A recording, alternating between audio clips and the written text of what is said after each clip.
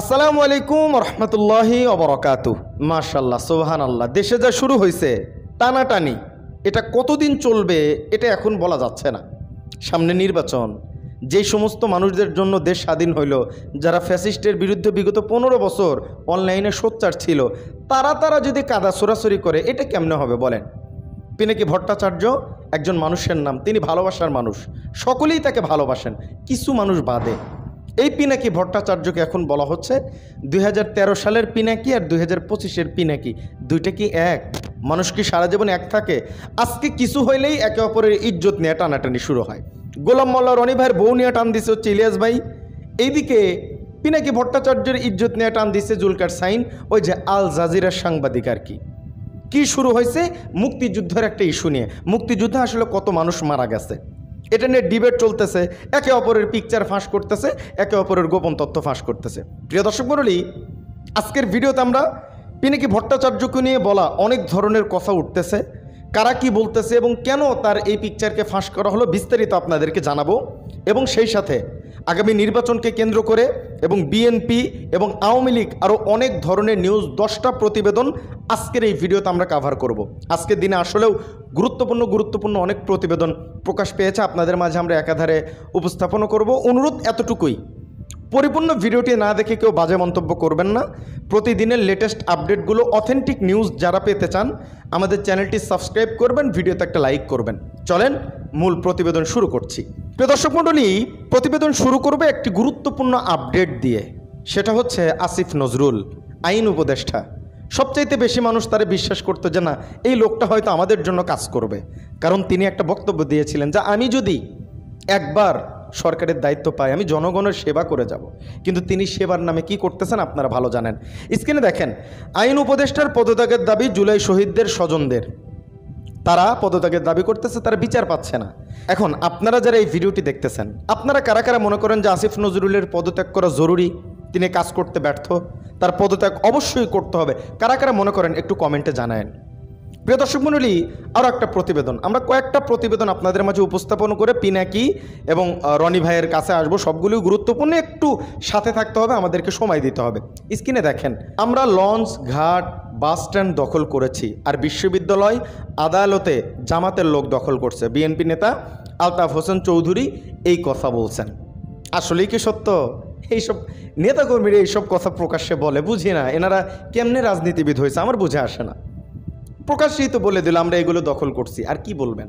কিছু বলার নাই।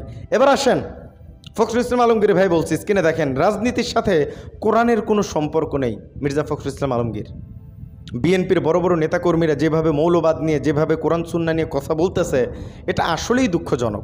কত চাওয়া, কত আশা ছিল বিএনপির উপরে, কিন্তু এখন তারা যেভাবে বক্তব্য দিচ্ছে, এটা খুবই দুঃখজনক। আপনারা কে কোন দল করেন জানি না, পার্সোনালি আমার কাছে একটু খারাপ লাগতেছে, বিধায় আমি কথাগুলো বলতেছি। এবার আসেন, ডক্টর ইউনূস আরও একটা গুরুত্বপূর্ণ সিদ্ধান্ত নিয়েছে। দলীয় প্রতীকে হবে না স্থানীয় নির্বাচন, আদেশ জারি করা হয়েছে। দলীয় যে প্রতীক আছে, এই প্রতীকে আপনার স্থানীয় যে নির্বাচনগুলো হয়, এখানে দলীয় প্রতীক কেউ ব্যবহার করতে পারবে না। সিদ্ধান্তটা কেমন হয়েছে একটু কমেন্ট করে জানাবেন। এইবার আসেন, আমাদের কি বলে সালাউদ্দিন ভাই একটা কথা বলছে যে জুলাই সনদ সংবিধানের উপরে রাখা হলে ভবিষ্যতে খারাপ নজির হবে, এটা তিনি হুঁশিয়ারি দিয়েছেন। এইবার সবচেয়ে মূল আলোচনার বিষয় বাংলাদেশে কি করতেছে একটু দেখেন, তারপরে পিনাকি ইলিয়াসের টপিকে আসতেছে, একটু সাথে থাকেন, শোনা দরকার দেশকে যারা ভালোবাসেন। স্ক্রিনে দেখেন, নিয়ন্ত্রিত এনএসআই এর নাম এনএসজি, নিরাপত্তা হুমকিতে বাংলাদেশ। বাংলাদেশের একটা সংগঠন চালাচ্ছে, এগুলো আস্তে আস্তে বের হচ্ছে, কি বলবেন বলার ভাষা নেই। আর একটা প্রতিবেদন দেখেন, সরকারি কোয়ার্টার দখল করে বসবাস করছে আওয়ামী লীগ নেতা এখনো। এটা কল্পনা করা যায়? কল্পনা করা যায় না। এইবার আসেন, আমাদের পিনাকি ভট্টাচার্যকে নিয়ে প্রতিবেদন একটু আপনাদের মাঝে উপস্থাপনা করি।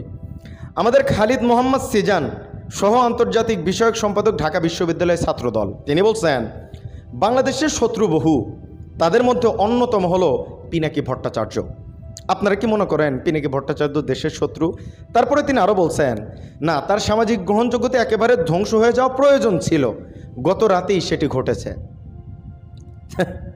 ওই যে শহীদদের নিয়ে আর কি ভেজাল হয়েছে। এবার আসেন, আমাদের পিনাকি ভট্টাচার্যের একটা পিকচার আপনারা স্ক্রিনে দেখতে পাচ্ছেন, এটা অনেক বাজে একটা পিকচার। এই পিকচারটা অনেক আগের। এই পিকচারটা নিয়ে জুলকার সাইন ভাই পোস্ট করে পিনাকি ভট্টাচার্যর ইজ্জতের ফালুদা করার চেষ্টা করছেন। এবার একটু আপনাকে বলি, অনেক ধরনের অনেক কথা পিনাকি দাদাকে নিয়ে হচ্ছে। আমাকে 2 টাকা পিনাকি দাদার দেয়ও নাই কেউ যে তার পক্ষে কথা বলছে, যেটা রাইট সেটা বলতেছি। বিগত ফ্যাসিস্ট আমলে সবচেয়ে বেশি অনলাইনে সোচ্চার ছিল কে বাহির থেকে? জুলকার সাইন ভাই না পিনাকি ভট্টাচার্য? কে? কার ভিডিও মানুষ বেশি দেখছে, কার ভিডিওতে মানুষ সাহস পাইছে, এটা কে? নামটা অবশ্যই পিনাকি ভট্টাচার্য। তো এই মানুষটা 2013 সালে যেমন ছিল 2025 সালে সেম না? অবশ্যই না। মানুষ পরিবর্তনশীল, তিনিও পরিবর্তন হয়েছেন। তিনি একজন বিধর্মী মানুষ, তার ধর্মে অনেক কিছু অ্যালাউ করে যেগুলো আমাদের করে না। তো সেই সময় তিনি যে কাজগুলো করছেন সেগুলো থেকে তিনি ফিরে আসছেন, তিনি তার ভুল বুঝতে পেরেছেন, সেগুলো এখনও তিনি অকপটে স্বীকার করেন। এখন আপনারা যারা জুলকার সাইন ভাইয়ের অবদানও অস্বীকার করতেছি না, ইলিয়াস ভাইয়েরও মানে অবদান অস্বীকার করতেছি না, গোলাম মাওলা যারা আছেন, আপনাদের ভিতরে মতনৈক্য থাকতে পারে, একে অপরের সাথে মতের বিপরীত থাকতে পারে, কিন্তু কিছু হলে ইজ্জত নিয়ে টানাটানি, এটা কেমন? কিছু হলেই ভিডিও ফাঁস, পিকচার ফাঁস, তথ্য আপনাদের ভিতরে লাগালাগি বন্ধ করে দেশ নিয়ে কাজ করেন। ইজ্জতের টানাটানি করে আসলেও খুব বেশি কি ফায়দা হবে? দেশের কি কোনো ফায়দা হবে আপনারা মনে করেন? এই যে যেমন ধরেন আমাদের ইলিয়াস ভাইয়ের একটা পোস্ট গতকাল আগের দিন তিনি করছেন যে গোলাম মাওলা রনির 2 সংসার। তো এই যে দেখতে পাচ্ছেন, তো এই জিনিসগুলো থেকে একটু বেরিয়ে আসতে হবে। যারা রাজনৈতিক বিশ্লেষক আছেন, হ্যাঁ আওয়ামী লীগের দোষর যারা আছে তাদের তো আপনি করেন, সমস্যা নেই, কিন্তু আপনারা লাগালাগি করেন না, এটা তো খারাপ দেখায়, তাই না? এটা খুবই দুঃখজনক। তো যাই হোক, আজকে কিন্তু আমরা মোটামুটি পিনাকি ভট্টাচার্য যারা পিছনে লাগছে, এখন পিনাকি ভট্টাচার্য সব দিকেই সঠিক হবে এটাও না, তিনি মানুষ, তিনি ফেরেশতা না, তার ভুল হবে। ভুল ধরার সিস্টেম তো অনেক আছে, সংশোধন করে দেওয়ার সিস্টেম অনেক আছে। আপনি তর্কে বিতর্কে তিনি যেভাবে পোস্ট করতেছেন আপনিও করেন। আপনি তার একটা পিকচার এমনভাবে এমন পিকচার আপলোড করে দিলেন, এগুলো তো তিনি অকপটে স্বীকার করেন। তো এইগুলো বর্তমান সাইরা মানুষের ভিতরে একটা অন্যরকম পরিস্থিতি তৈরি করার কোনো দরকার আছে বলে আমার মনে হয় না।